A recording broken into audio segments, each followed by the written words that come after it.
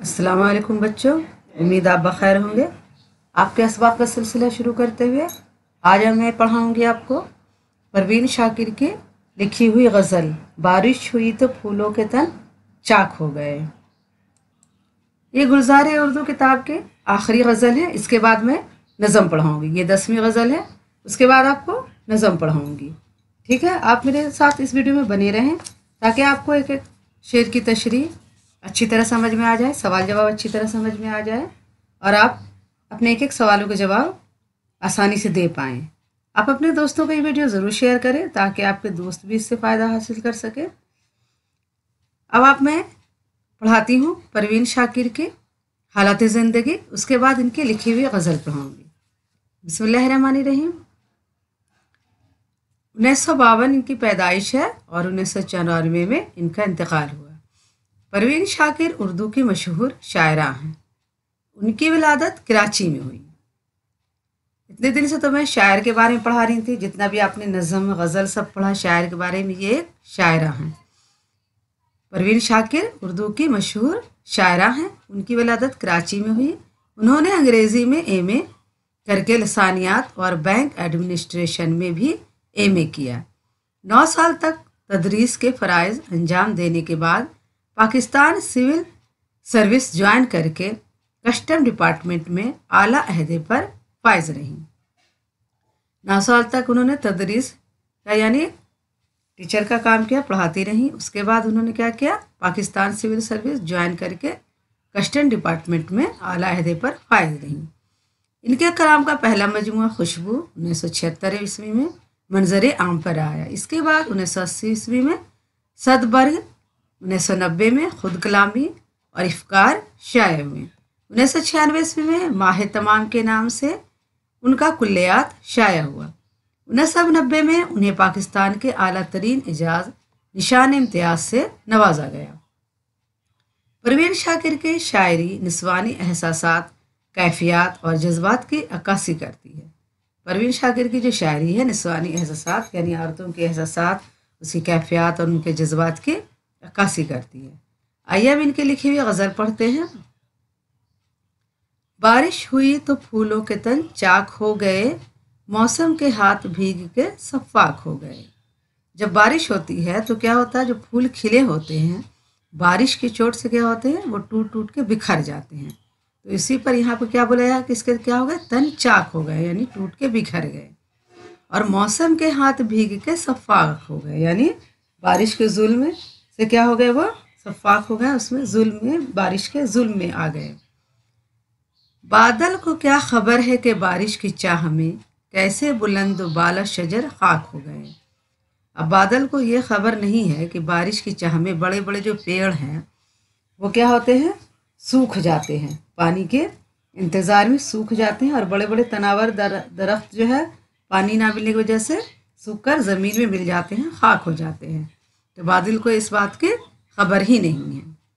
जुगनू को दिन के वक्त परखने की ज़िद करे, बच्चे हमारे अहद के चालाक हो गए हैं। जो हमारे बच्चे आजकल वो बहुत तेज़ और चालाक हैं, वो खिलौने से बिल्कुल नहीं मानने वाले। वो जुगनू को भी दीन में देखकर परखने की कोशिश करते हैं और चाहते हैं कि मैं इसको दीन में देखूं। लहरा रही है बर्फ़ की चादर हटा के घास, सूरज के शह पे तिनके भी बेबाक हो गए। अब बर्फ़ की चादर हटा के क्या है, घास लहरा रही है। कैसे लहरा रही है, जब धूप निकला सारे ओस के बूंद बर्फ़ क्या हो गए, पिघल करके बह गए और पेड़ पौधे क्या हो गए, बिल्कुल लहराने लगे। यहाँ बताया जा रहा है कि सूरज की शह पे, सूरज की वजह से क्या हुआ, बर्फ़ हटा, पानी हटा उसका और वो सारे तिनके भी क्या हो गए, बेबाक हो गए यानी सूरज की शह पाकर वो लहराने लगे। बस्ती में जितने आब गजीदा थे सब के सब, दरिया के रुख बदलते ही तैराक हो गए। अब जब बस्ती में सैलाब आया, बारिश हुई बहुत तेज़ की, तो क्या हुआ, सब जो आब गजीदा थे, जो तैराक नहीं थे, वो लोग भी पानी में डूब के हाथ पाँव मारने लगे और तैरना सीख लिया, अपनी जान बचाने के लिए तैरना सीख लिया। اس کا مطلب یہ ہو کہ دریا کے رخ بدلتے ہی تیراک ہو گئے، جو تیراک نہیں بھی تھے وہ سب تیرنا سیکھ گئیں۔ جب بھی غریب شہر سے کچھ گفتگو ہوئی، لہجے ہوائے شام کے نمناک ہو گئے۔ جب بھی غریبوں کا دکھ درد بانٹنے کے لیے ان سے بات چیت کی جاتی ہے، وہی شام دوسری شاموں کے مقابلے میں زیادہ غمناک ہو جاتے ہیں۔ یعنی جب ہم غریب سے گفتگو کرتے ہیں، ان کا حال چال پوچھتے ہیں تو وہ دکھی ہو جاتے ہیں اور ان کے شام جو ہے نمناک ہو جاتے ہیں، یعنی آنسو میں بھیگ جاتے ہیں۔ یہ غزل پروین شاکر کی لکھی ہوئی ہے۔ آئیے اب ان کے تشریح پڑھتے ہیں، پھر اس کا سوال جواب پڑھیں گے۔ غزل کی تشریح دیکھتے ہیں۔ سیاق و سباق مندرجہ ذیل اشعار اردو کی معاون درسی کتاب گلزار اردو میں شامل غزل سے لیے گئے ہیں، جسے پروین شاکر نے لکھا ہے۔ بارش ہوئی تو پھولوں کے تن چاک ہو گئے، موسم کے ہاتھ بھیگ کے صفاک ہو گئے۔ شاعر عام آدمی سے زیادہ حساس ہوتا ہے۔ پروین شاکر جیسی حساس شاعرہ کو تیز بارش سے پھولوں کی پتیوں کا چاک ہو جانا اچھا نہیں لگتا اور وہ چیخ اٹھتی ہیں، یہ بارش کا ظلم ہے، صفاکی ہے۔ بادل کو کیا خبر ہے بارش کی چاہ میں، کیسے بلند بالا شجر خاک ہو گئے۔ بادل اس بات سے بالکل بے خبر ہے کہ بارش کی چاہ میں اس کا لوگ کتنی بے صبری سے انتظار کر رہے تھے، اور اس کے آنے نہ آنے سے بڑے تناور درخت بھی پانی نہ ملنے کی وجہ سے سوکھ کر ختم ہو گئے۔ جگنوں کو دن کے وقت پرکھنے کی ضد کرے بچے ہمارے عہد کے چالاک ہو گئے۔ آج کے بچے زیادہ چالاک ہیں، انہیں کھلونے دے کر نہیں بہلایا جا سکتا۔ سچ یہ ہے کہ آج کے بچے ہر چیز کی حقیقت جاننے کے خواہش مند نظر آتے ہیں۔ وہ تو جگنوں کی چمک کا جائزہ دن کی روشنی میں لینا چاہتے ہیں۔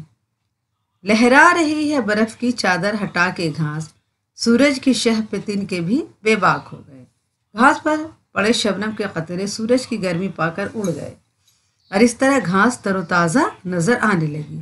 شاعرہ اسی وہ کہہ رہی ہے کہ شبنم کو ہٹا کر گھاس اترا رہی ہے، اس میں سورج کی شہ بھی شامل ہے۔ بستے میں جتنے آب گزیدہ تھے سب کے سب، دریا کے رخ بدلتے ہی تیراک ہو گئے۔ بستی میں سیلاب آیا اور لوگوں کے گھر میں پانی ڈوب گئے۔ پانی کے ستائے ہوئے لوگوں نے ڈوبنے سے بچنے کے لیے ہاتھ پاؤں مارے اور یوں دریا کے رخ بدلنے یا سیلاب کے آنے کی وجہ سے انہیں تیرنا آ گیا، یعنی وہ تیراک ہو گئے۔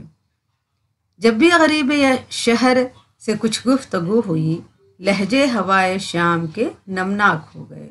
جب بھی غریبوں کا دکھ درد بانٹنے کے لیے ان سے بات چیت کی ہے، وہی شام دوسری شاموں کے مقابلے میں زیادہ نمناک یا غمناک بن گئی ہے۔